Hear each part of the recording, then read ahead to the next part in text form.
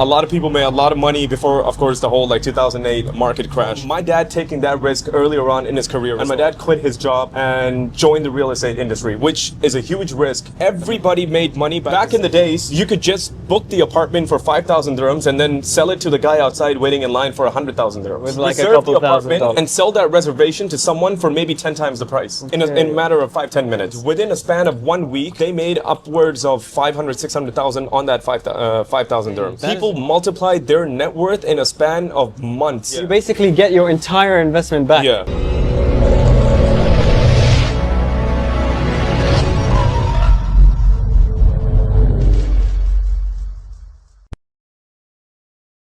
So Dubai is one of the most popular destinations for investing in real estate. So today I'm here with Wasay, who works in the real estate industry in Dubai, and we're gonna find out what it is all about over here and how to get the best return on your investment. Thank you, Abdullah. Thanks a lot for having me. Huge fan of your show. I love the fact that you have interviewed multiple people, and in different industries. It gives us a good insight about what's going on in the world. So I really appreciate you having me here. Thank you. I appreciate you coming. We should probably shake hands. All right, we'll shake hands. All right, cool. I'm glad to have you on the show. For sure, pleasure. The small show. No. But you guys will hopefully like and subscribe and help us grow and sure, inshallah. And get us 100K for real estate.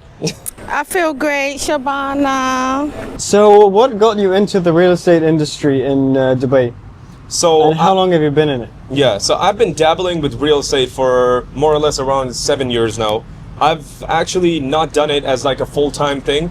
I think the passion and the love for it came from my dad, who's been doing real estate since the early 2000s in the UAE, where a lot of people made a lot of money before, of course, the whole 2008 market crash.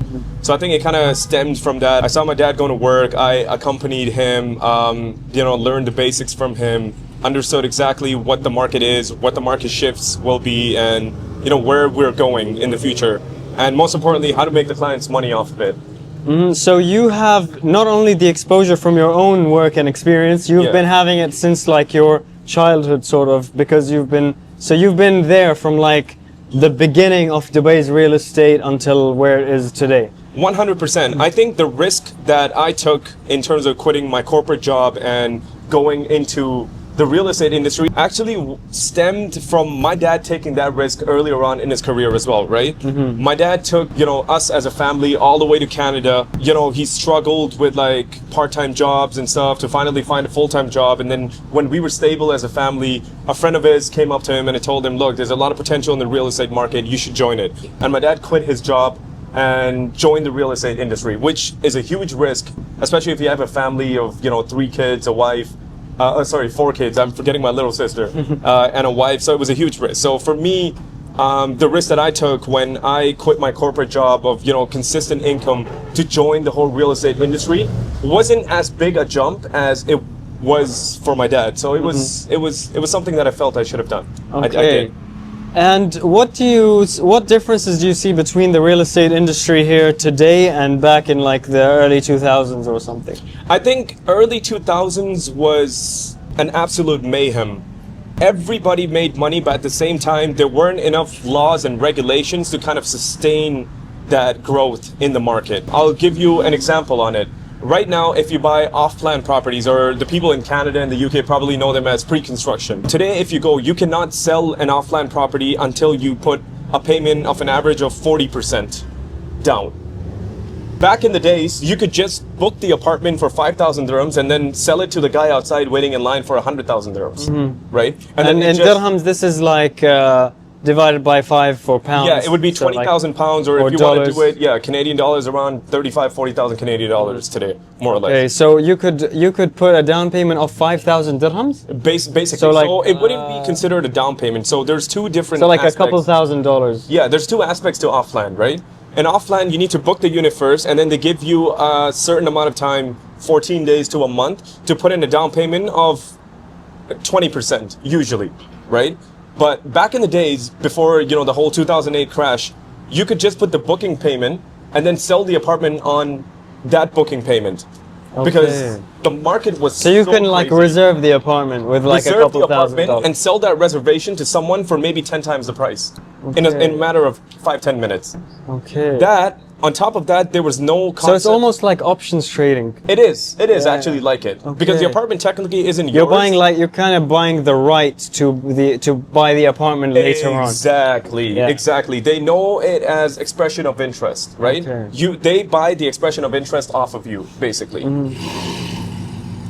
On top of that, So people were basically buying the contract of being able to buy the apartment. 100%. It was something like that. The apartment wasn't theirs. There was no pre-title deed, which you get once you put down like the 20% down payment or whatever.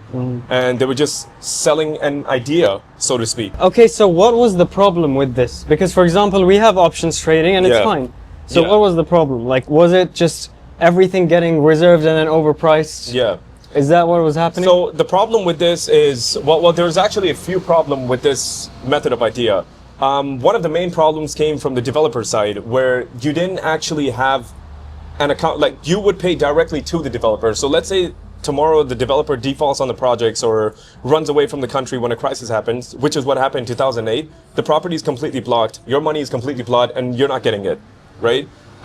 What they introduced in 2013 is when they updated the rules and regulations of the UAE market, which is a question I get a lot because people go back to those times and then they think, is this a viable option for us in terms of security when we invest in a property? The reason it is because the UAE introduced the whole escrow account mechanism where you would invest or put the money, like the money that you buy the property with, goes into an escrow account. The developer can only pull out the amount that they need to build the property. Once the property is built and handed over, the rest of the money is released from the escrow account to the developer. That way the buyer is not stuck with the property, even though it's not built.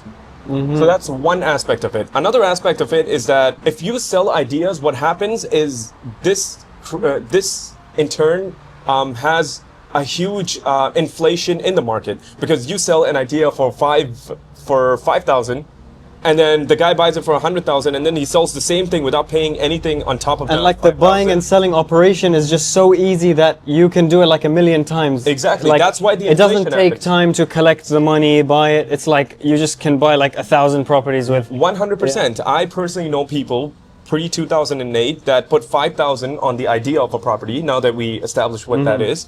And within a span of 1 week, they made upwards of 500, 600,000 on that 5,000 dirhams. That is a Just crazy for- Just for an ROI. expression. And that's what happened. That is insane. People multiplied their net worth in a span of months before this. In Saudi Arabia, what I've seen, because I'm more familiar with Saudi Yeah. Arabia, but what I've seen is that in off-plan, they usually, it's enforced by the government, if I'm not mistaken, that if a developer is late with an off-plan property, they start having to pay back the buyer like 2% of their investment every month that they are late. Yeah. So if you're late, like, that is a Brabus. Yo, you really like that one. So if the developer is late by like 50 months, Yeah. you basically get your entire investment back. Yeah, yeah. If I've calculated that right. So Yeah. So you have that percent. So is that something they have here or no? No, not necessarily. So I always urge every client that has bought a property from me, especially offline properties, because that's what we're talking about, right? The handover. Yeah. To read the SPA. Irrespective. What is the SPA The for? SPA is a sales and purchase agreement. It has multiple page, 40 pages to 45, 50 pages, whatever. It explains each and every right of the client, of you as a buyer in detail, and of the developer in detail as well. If the developer is late by a year or two, which in today's market rarely happens because reputation is everything, there is no penalty that the developer has to pay. But if the developer defaults on a project, then all the money has to go back to the buyer, which is why the escrow account kind of comes into play. So if the developer goes bust, Yeah, if the developer goes bust, but what if they've lost the money? If they've spent it on the property or they... there is no way they lost the money. So the because- escrow account keeps the money locked between them, so Until that the when it's handover. done. But then how does the developer work and pay for their operations and stuff? Yeah, so they withdraw money from the escrow account. So many a times what happens is that if, let's say, you build Like part if of- 30% is done, they say you can take 30%. Exactly, Okay. exactly. So the release of the money from the escrow account is directly dependent Yeah. on the progress of the building. So okay, enough about that. We're gonna carry on forever if Yeah. we do that. Maybe for another video. For sure, But for sure. what do you think are like the best areas or ways to invest? Like, is it best to buy off plan? Is it Yeah. best to buy villas, apartments, 3-bedroom, Yeah. 2-bedroom, like location? I think it's solely dependent on the situation of the client. I have clients that have been in situations where they had a 20% down payment, but they wanted a return on their investment immediately, even though ultimately it would be less than capital appreciation. Those people, I would recommend going to secondary markets. The best markets right now for return on investment. So just to clarify, when I say return on investment, I mean rentals, Okay. the rental income. So he wants to put a deposit and get like Yes. the renter to pay his mortgage or Yes, whatever. because the way the market is currently, your monthly EMI, your mortgage payments on a monthly basis are on average around 25 to 30% less than the rental income on a monthly basis. So people are not only making up for their mortgage payments, they're actually making profit of around 20 or 30% above the mortgage payment as well. So you have those cases as clients.